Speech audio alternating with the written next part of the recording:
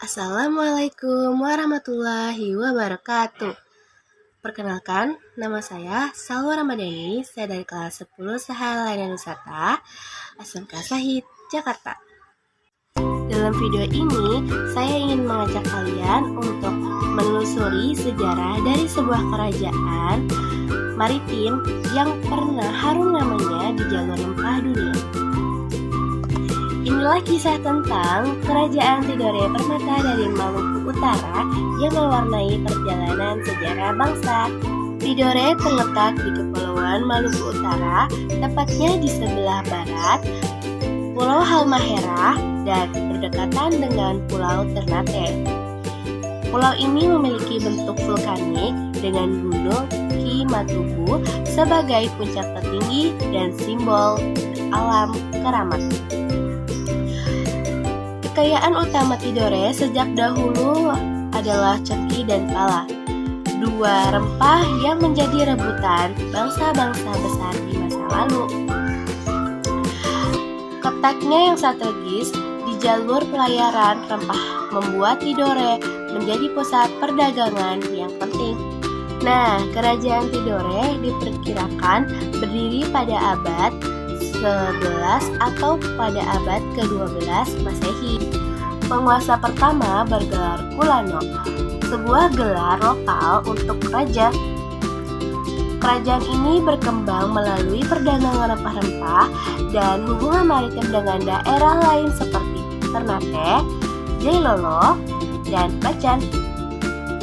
Pada abad ke-15, Islam mulai masuk ke Tidore melalui jalur perdagangan dari perdagangan Arab dan Gujarat, dan kemudian diresmikan sebagai agama kerajaan.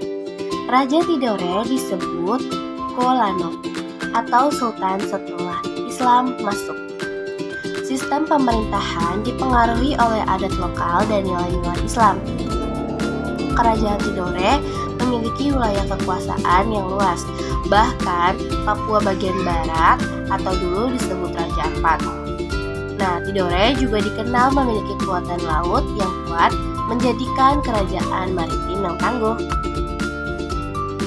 Tidore dan Ternate adalah dua kerajaan bersaudara, namun juga bersaing, terutama dalam menguasai perdagangan rempah-rempah. Ternate bersekutu dengan Portugis sejak 1512, sedangkan Tidore kemudian bersekutu dengan Spanyol. Ketegangan antara dua kerajaan ini sering dimanfaatkan oleh bangsa Eropa untuk menguasai perdagangan dan wilayah. Situasi semakin rumit dengan kedatangan VOC atau Belanda pada abad ke-17 yang ingin memonopoli rempah-rempah. Tokoh besar dari sejarah Tidore adalah Sultan Nuku Muhammad Amiruddin tahun 1738 sampai dengan 1805. Ia memimpin perlawanan sengit terhadap VOC atau Belanda dengan membentuk koalisi rakyat dan kerajaan-kerajaan lain di Maluku dan Papua. Sultan Nuku bahkan berhasil merebut kembali kekuasaan di Tidore pada tahun 1797 dengan bantuan Inggris.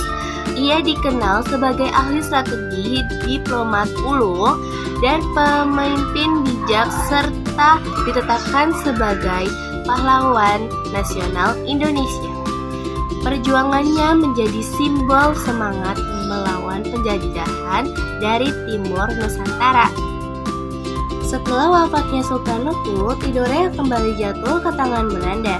Meski begitu, sistem kesultanan tetap dipertahankan secara simbolik oleh pemerintah kolonial.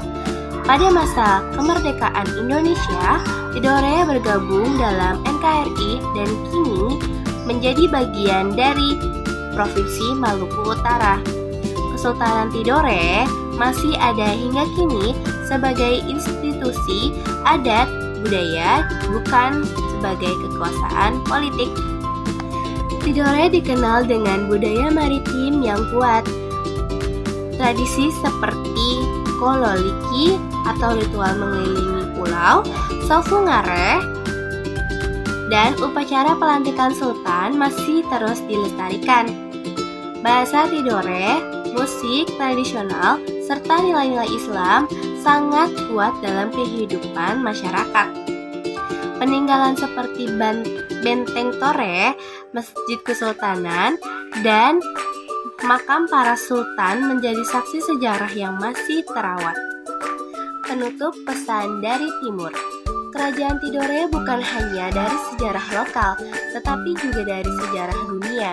Rempah-rempahnya membuat dunia berlayar, pemimpinnya melawan penjajah, dan rakyatnya menjaga warisan budaya hingga kini.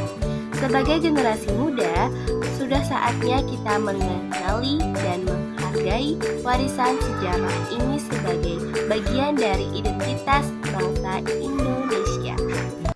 Saya, Salwa Ramadhani dari kelas 10 Sahala dan Wisata SMK Sahid Jakarta mengajak teman-teman untuk terus mencintai sejarah dan kebudayaan Indonesia. Wassalamualaikum warahmatullahi wabarakatuh.